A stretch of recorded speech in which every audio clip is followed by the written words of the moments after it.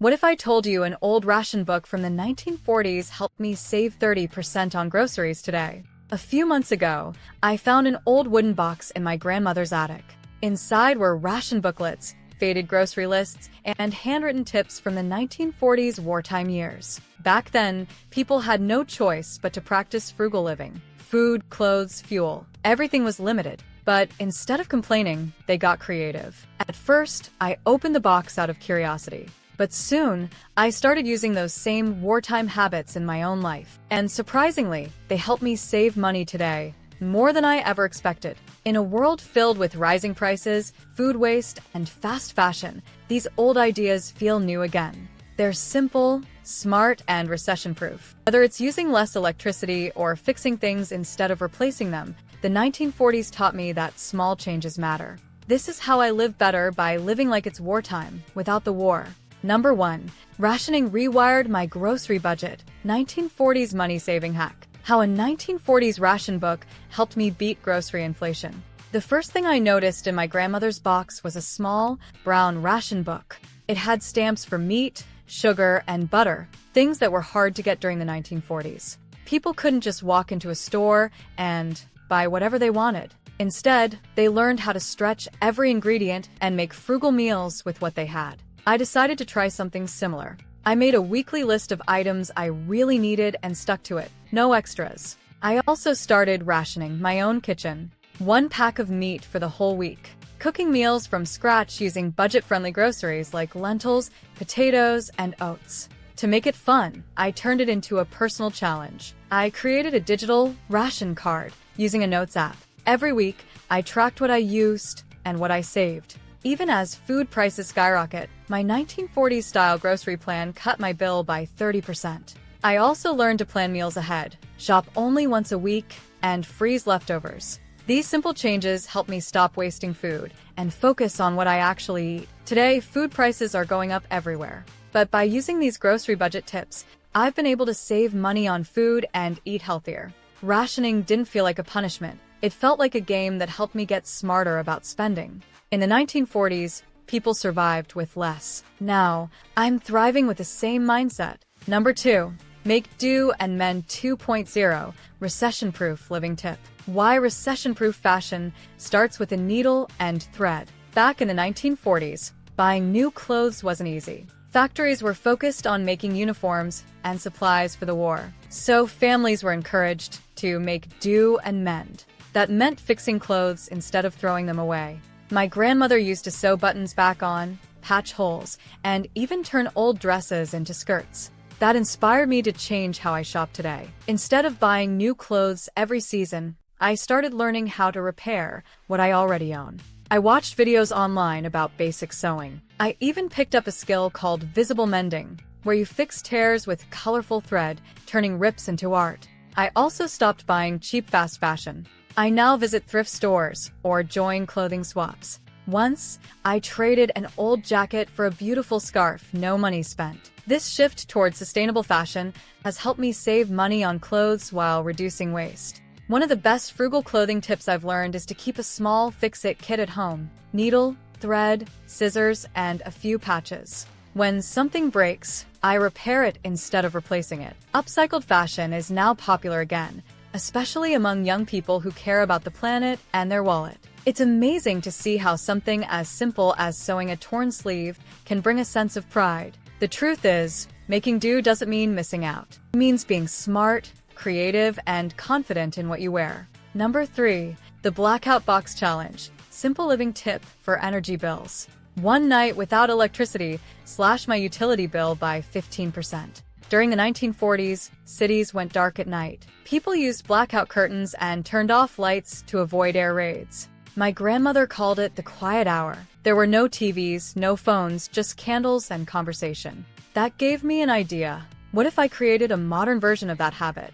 I call it the Blackout Box Challenge. Once a week, I turn off all the lights, screens, and non-essential electronics for one evening. My blackout box holds a few candles, a solar lamp, a deck of cards, and a warm blanket. The first time felt strange, but by the third week, I started to enjoy it. I read more, cooked dinner early, and actually had a conversation with my partner without checking our phones. And the best part? I saw a 15% drop in my electric bill after just 1 month. This simple energy-saving habit helped me save electricity at home and feel more relaxed in the evening. Today, electricity is expensive, and we're always plugged in. But going off-grid for just a few hours each week is one of my favorite frugal living tips. It saves money and brings peace. Number 4, soap savers and multi-use everything minimalist lifestyle savings.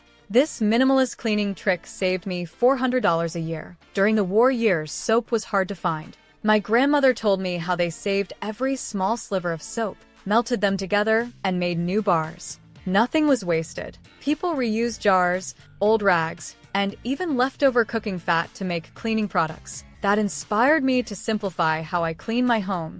Today, stores sell dozens of products, one for the floor, another for the kitchen, another for glass. But the truth is, we don't need most of them. Now I use just 3 things. Castile soap for dishes, laundry, and even my body. White vinegar for glass, kitchen counters, and floors. Baking soda for scrubbing, deodorizing, and laundry. By switching to these multi-use cleaning staples, I saved over $400 a year and ditched the clutter. Even better, there's less clutter under my sink, and I'm not buying plastic bottles every month. This kind of zero-waste, minimalist lifestyle cleaning feels good, not just for my wallet, but for the planet. I also make use of old t-shirts as cleaning cloths and glass jars for storage. These small changes have made a big impact on my budget and routine. If you're looking for simple, frugal household tips, this one is a game changer. Like in the 1940s, using less can actually give you more space, more savings, and more peace of mind. Number 5, victory gardens in tiny spaces. Extreme frugality at home.